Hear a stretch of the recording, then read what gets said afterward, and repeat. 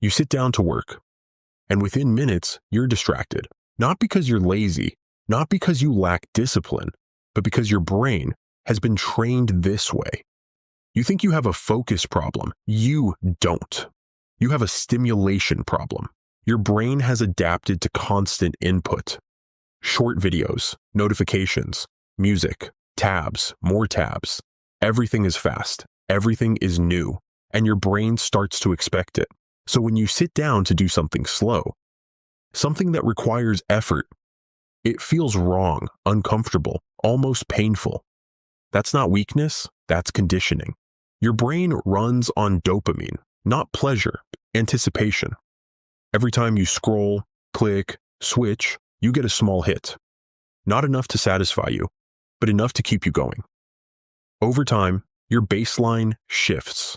Now normal tasks feel boring. Not because they are, but because your brain is comparing them to constant stimulation. So you don't just lose focus, you escape discomfort. This is why forcing yourself doesn't last. You try to focus, you resist. You push through for a while, then you burn out because you're fighting your brain instead of understanding it. Discipline without alignment always fails.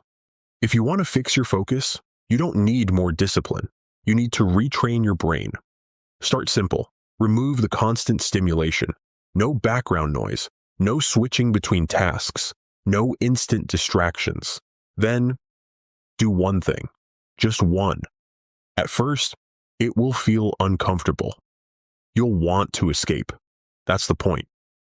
Stay with it, even for 5 minutes, then 10, then longer. Focus isn't something you force. It's something you rebuild. You don't lack discipline. You don't lack motivation. You've just never been taught how your mind works. And once you understand that, you can start to take control again.